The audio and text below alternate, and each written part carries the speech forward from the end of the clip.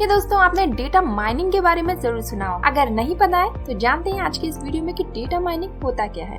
Data mining process big data का analysis करने की प्रोसेस डेटा माइनिंग कहलाती है, ताकि बिजनेस इंटेलिजेंस के द्वारा ऑर्गेनाइज्ड कंपनियां की प्रॉब्लम को सॉल्व करना उनके लिए नई अपॉर्चुनिटी का एडवांटेज लेने में हेल्प करता है। कहते हैं कि डेटा इज एवरीवेयर, यानी कि डेटा हर जगह, लेकिन ये डेटा अनऑर्गेनाइज्ड है।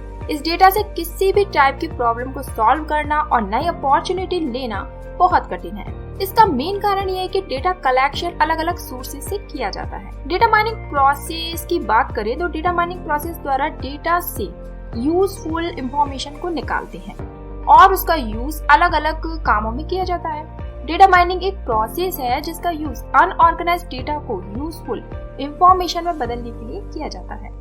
एक बात यहाँ ध्यान देने वाली है कि जब भी डेटा माइनिंग की बात होती है तो इसमें बहुत बड़े लेवल पर डेटा का यूज किया जाता है। डेटा माइनिंग के द्वारा उन बिजनेस से रिलेटेड क्वेश्चंस का आंसर आसानी से मिल सकता है, जिससे बिजनेस ज्यादा प्रॉफिट में जाता है।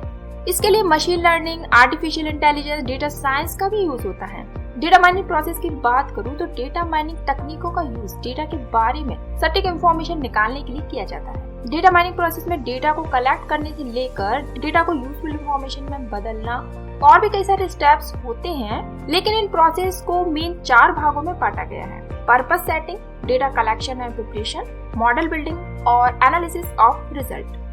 पर्पस सेटिंग में क्या होता है? ये डेटा माइनिंग प्रोसेस का सबसे कठिन हिस्सा होता है, लेकिन अक्सर इस इम्पोर्टेंट प्रोसेस पर बहुत कम ध्यान दिया जाता है। इसमें सबसे पहले सही उद्देश्य का पता होना बेहद जरूरी है। डेटा माइनिंग का सबसे अधिक यूज बिजनेस की प्रॉब्लम्स को सॉल्व करने के लिए किया जाता है। इसके लिए डेटा साइंटिस्ट और बिजनेस से जुड़े लोगों को एक साथ काम करने की आवश्यकता होती है, जिससे किसी भी काम के लिए सही ऑब्जेक्ट का चयन किया जा सके। डेटा कलेक्शन एंड प्रिपरेशन की बात करें तो एक बार ऑब्जेक्ट डिसाइड होने के बाद डेटा साइंटिस्ट के लिए पहचानना आसान हो जाता है कि किस तरह के डेटा का उद्देश्य बिजनेस से रिलेटेड सवालों के जवाब देने में हेल्प करेगा। उसके बाद इससे रिलेटेड डेटा को कलेक्ट कर लिया जाता है और डेटा को साफ किया जाता है और उसमें जो भी अननेसेसरी डेटा होता है उसको हटा दिया जाता है। डुप्लीकेट डेटा को भी हटा दिया जाता है और जिन डेटा का कोई यूज नहीं है उन्हें भी हटा दिया जाता है। मॉडल बिल्डिंग की बात करें तो एनालिसिस के टाइप के बेस पर डेटा साइंटिस्ट किसी भी प्रकार के डेटा का मॉडल बना सकते हैं। इससे डेटा को आपस में जोड़ा जा सके। इसके लिए डेटा का क्लासिफिकेशन किया जाता है, डेटा की लेबलिंग की जाती है और भी कई सारे काम किए जाते हैं और डेटा के बीच जो पैटर्न होता है उस पर भी स्टडी की जाती है।